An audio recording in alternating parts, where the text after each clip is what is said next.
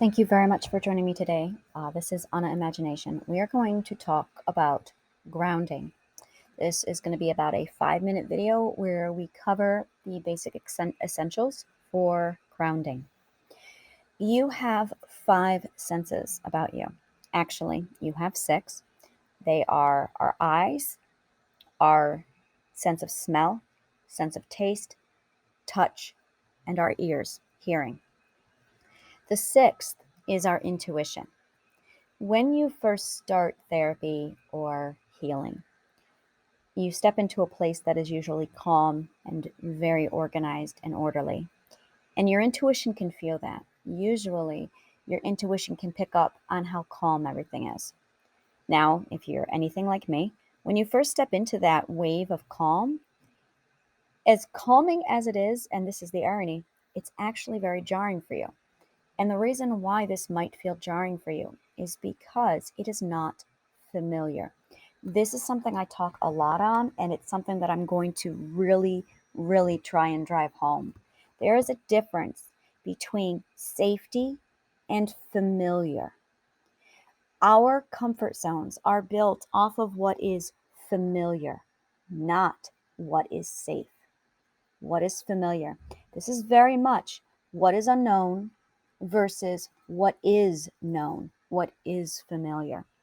So we associate safety with what we can predict because our entire wiring is built up exclusively off of our survival tactics, what traumas have conditioned us to develop the tools required to survive the trauma. So we associate familiarity with our programming basically, so that we know that, and this is very much on an instinctive level, we know that if we are used to living around a narcissist, our programming is going to be hardwired for life with a narcissist, which means that the programming we have is only going to work when we are around a narcissist. So we're not going to feel comfortable when we are around anyone else. We are only going to feel comfortable and familiar when we are around a narcissist, because that is when our system will turn on, and that is when our system will do everything that the system does to behave in a very predictable fashion. We will know where the danger is coming from. We will know when we are safe. And because we have this metric inside of us telling us, based off of our mental disorders, based off of our survival tactics, what is safe and what is not safe, we know we can survive. So familiarity comes with a knowing that we'll survive it. I'm going to say that again because that is really the core here. All familiarity comes with a knowing we will survive it. Okay? Now, in severe cases of abuse, that knowing might actually be reduced to a high probability that we'll be able to survive it because it's familiar and we have developed the tactics required to survive it. So, when you first step into therapy, you're taken out of the abusive situation and you are immediately put in a situation where you don't know. When you are placed in a situation that you don't know, you lose the ability to predict if you're going to be safe. So there is a huge difference between what is familiar and what is safe. And when you begin therapy and healing, this is something that your entire body and intuition goes up against. This is why so many people quit therapy and quit healing and go back to what's familiar. It's because it is very much that conflict between what is familiar and what is safe. Now, this is where the grounding comes in. And clearly, we're at 4 minutes already, so this is going to exceed it, but it doesn't matter. Don't worry about the time. So, grounding is basically when you acknowledge, and this is really a huge part of this process of healing, it's when you acknowledge that your intuition, your wiring, and your emotions are all reflective of the trauma that has conditioned you to survive. So, none of your inner workings are going to work right now. So you need something that is absolutely scientific, something that is hardcore fact, something that does not rely on your perspective to develop a plan or a safety tactic. We have to figure out how to ground you while working around the obstacle that's currently in our way, which is that urge to find familiarity, even if that familiarity is toxic, dangerous, and abusive. So we're going to start the process here. The thing that you have that is most reliable, that is solid, are your five senses. Your five senses are the sources that ground you to your current present reality. I want you to stop right now. Look around you. Use your eyes. Where are you? Really process this. Are you alone? Are you with somebody? Are you in a group? Are you in a crowded area? Are you alone? Look. Trust your eyesight, because an abuser has made you question your eyesight your entire time with them. And in most cases, abusers go back to our parents. We're talking, in most cases, a lifetime of not being able to trust your own eyesight. The second is hearing. And there is no order. These are just your five senses that I'm going to go through. And we all know them. We were taught them when we were children. Your eyesight, your hearing, your taste, your sense of taste, your sense of touch. I'm going to go over sense of touch real quick here because this is a great example. I remember when I was a child, one of my friends was slapped by her brother. It was playful. Actually, it wasn't. It was narcissistic and passive aggressive, but he passed it off as being playful. And she protested and said, "That hurt." And he laughed at her, gaslighting, and said to her, "It doesn't hurt. He doesn't have her skin. He does not have access to her nerves or her senses of her body. So he can't possibly know if it hurt her or not." She used her voice to advocate for her safety. "Hey, that hurt me." And he gaslit her, invalidated her ability to trust her own sense of feeling, and said, "No, it didn't." Now, in her mind, she has confusion. She's thinking, "Did it?" She might argue back. She might say, "Yeah, actually, it did." But if it's repeated enough, you start to question your own ability to feel your own nerve endings in your arm. So, this is where the Healing Garden steps in and says, "We're going to claim that back for us." You don't need anyone else telling you what you see, what you smell, what you hear, what you taste. Hot sauce is another great example of it. It's a very common abusive tactic that children are forced to eat hot sauce. And there's substantial scientific evidence that now proves that children have a more sensitive taste buds in their mouth that adults lack. And as a result, when we give children hot sauce as a punishment, what might be okay for us actually hurts them substantially more. And when pain exceeds a certain point, it becomes trauma. That all being said, what you taste, what you feel in your mouth is unique only to the wiring of your brain to your taste buds.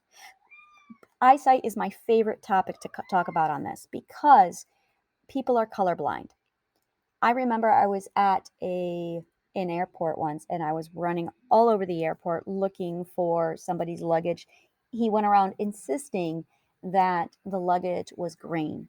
We spent 2 hours looking for green luggage, only to find out at the very end that it was gray luggage we were looking for. He saw his quote green unquote luggage and said, "This is my luggage." And he claimed his luggage and we were able to leave. But when I saw the luggage, I said, "That's gray."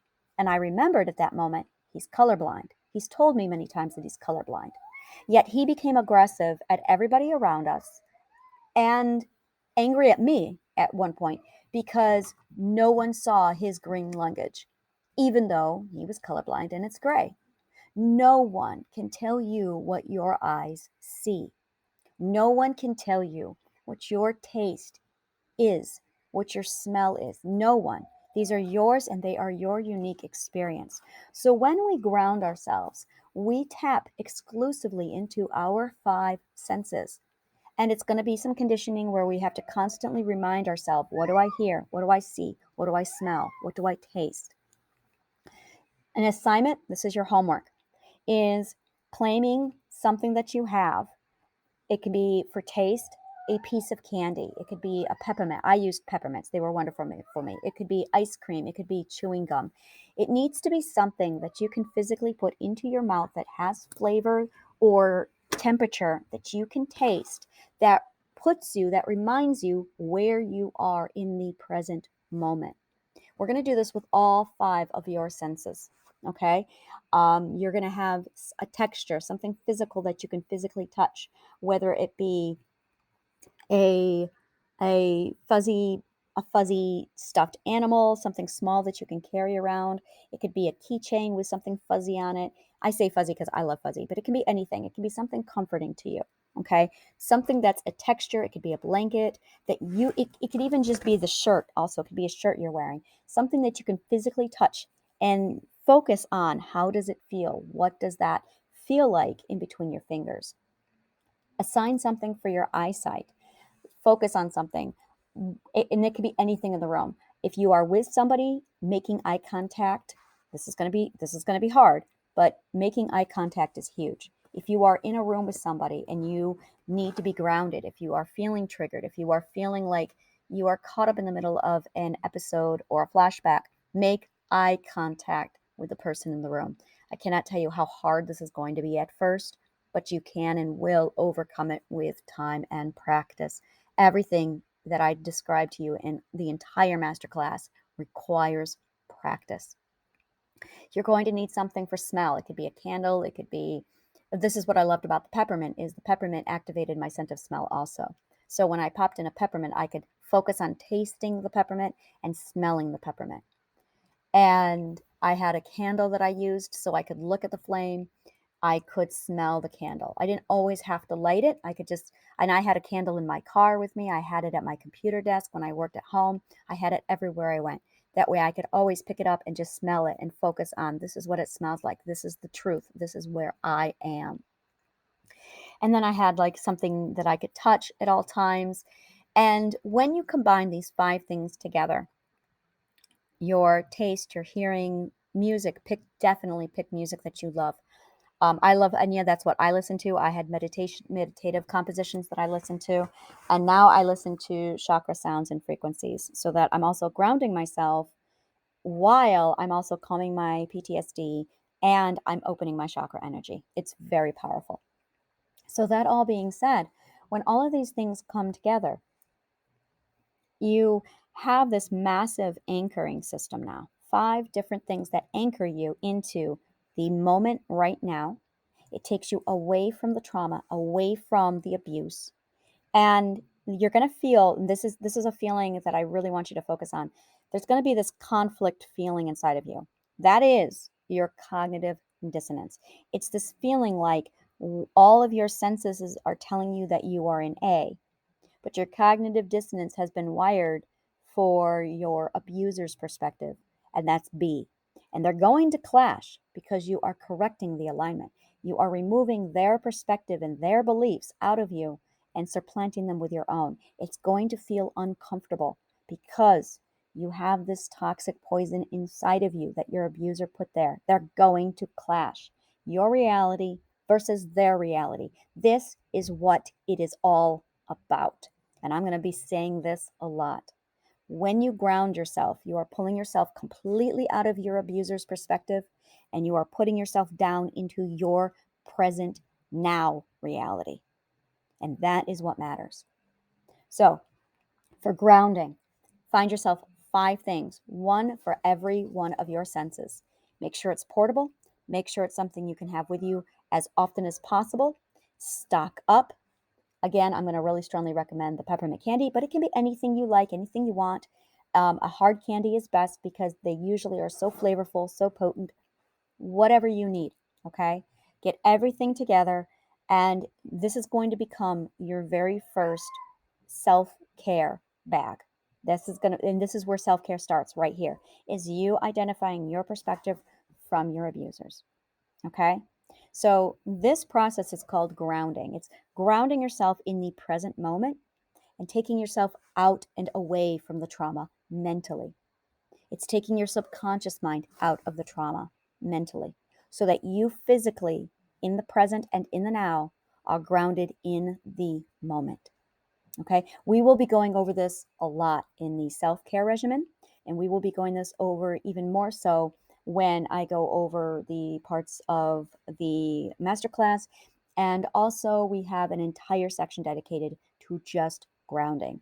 So it's important that we get this to you, this information to you immediately, because you are going to start implementing it immediately. It is that important. But do not worry if you've missed something or if I went too fast. I will be going over this in later chapters much more efficiently and slowly. Okay? Thank you so much for joining me. And we will go ahead and continue now with the program.